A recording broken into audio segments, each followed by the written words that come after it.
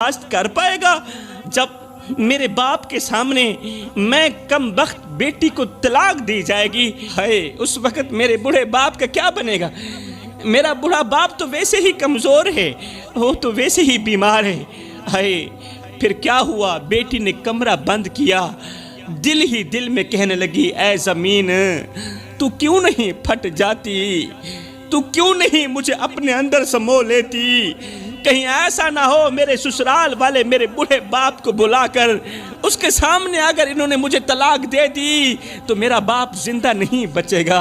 اے زمین تو کیوں نہیں پھٹ جاتی؟ مجھے اپنے اندر کیوں نہیں لے لیتی؟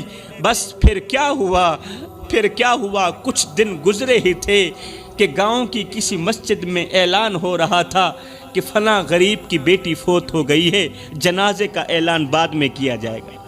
فلاں غریب کی بیٹی انتقال کر گئی ہے، جنازے کا اعلان بعد میں کیا جائے گا۔ یہ اعلان سنتے ہی ہر آنکھ اشک بار ہو گئی، ایک دوسرے کو حیرت سے دیکھنے لگی۔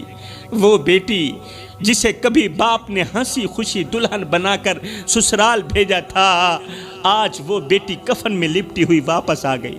ہائے بیٹی کا خاموش چہرہ دیکھ کر باپ نے کہا، او میری بیٹی، میں نے تو تجھے شہزادی بنا کر بھیجا تھا مگر تو بوجھ بن کر واپس لوٹ آئی۔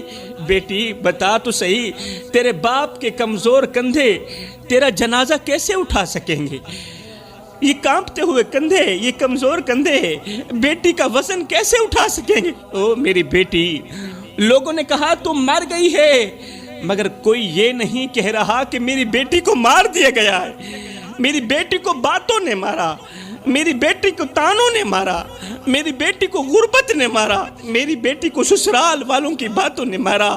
ہائے بیٹی مجھے معاف کر دینا، مجھے معاف کر دینا، تیرا باپ زندہ ہوتے ہوئے بھی کچھ نہ کر سکا۔ ہائے جی میں کو آن روایا ہائی ایویں میں وانگوں پل پل روسیں، ایک واری رو کے تھک پوسیں، ول دل ڈکسیا ول ول روسیں، انہیں ڈکھڑے آن مڈیسیا کوئی، تو لا کندھیاں کو گل روسیں، بس شاکر فرق میں یاد دہے میں اجرو نہ تو کل روسیں۔ خدارا میرے بھائیو، کسی کی غریب بیٹی کو اتنا مت ستاؤ کہ وہ اللہ کے سامنے تمہارا نام لے کر رو پڑے۔ اگر ایسا ہو گیا تو یاد رکھنا تمہاری ساتوں نسلیں تباہ